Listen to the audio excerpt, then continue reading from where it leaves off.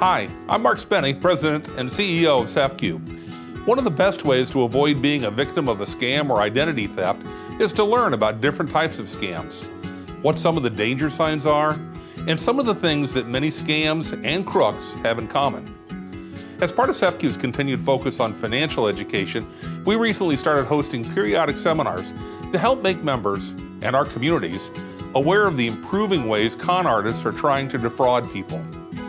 And we've condensed some of the content from those seminars into a series of short videos highlighting important information and tips to remember.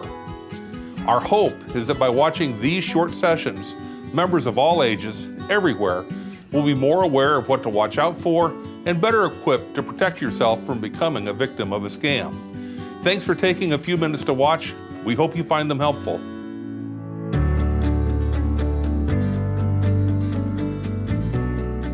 Well, there are a lot of scams. Scam artists, seems like they're always a step ahead of us. When you get information out about one scam, another one pops up.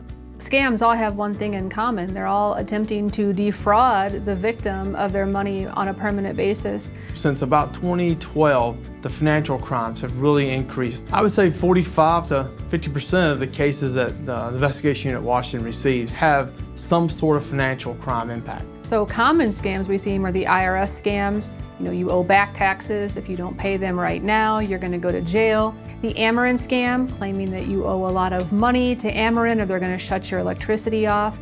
Grandparent scams, a grandchild has been incarcerated in another country, another state. Pay right now so your grandchild can be released. It's a whole host of scams that we see. Other forms of financial crimes we receive is people report to us that a computer software company such as Microsoft contacts them and tells them about a virus on their computer, and they're wanting payment to remove the virus in some sort of gift card or a money transfer. Another example would be a person receives an email, receives a letter or a phone call that states they won like an international lottery or some kind of contest. To obtain the winnings, they have to pay a tax or pay a fee.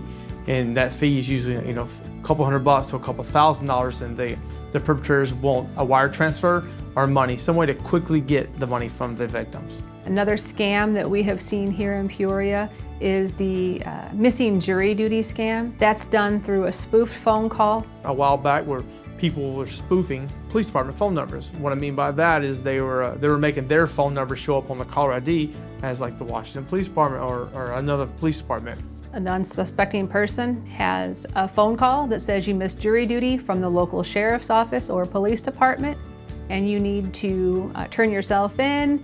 Once you make the phone call back, hey, I don't know what I'm doing, I've never done anything wrong. They tell you then you can go Western Union the money.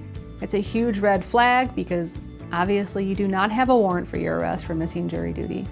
Another increase in it is the spam calls. They'll call you and tell you like your insurance is bad. They're going to offer you something, like they're going to try to lower your insurance rates. But they just need some personal information to you to verify what your rates are. And they're giving them your personal information and they're stealing that personal information to go open new accounts in your name. Well, I think a lot of scams can be prevented if we just say something. Something happens, tell someone. So if you're in doubt about something that you have come across, whether it be email, a phone call, or even someone knocking at your door offering services to you, roof repair, etc., that type of thing. If you're ever in doubt and you have any questions, reach out to a family member. If that's not something you want to do, because a lot of us are a little embarrassed about asking a family member, you can ask your local police jurisdiction. You can ask any police officer that you know, as well as your banking institution. Another tip is if someone's trying to push you into something, there's a sense of urgency of we've got to act now. That is a red flag that there's something wrong with it. In society today, we have big hearts. We want to believe in the best in people, and there's people supporting us for that. And we just have to sit back and say, slow down, let me think about this and realize what's going on. The number one tip I have for people is if you receive a phone call asking you for personal information, as well as financial information, hang up the phone.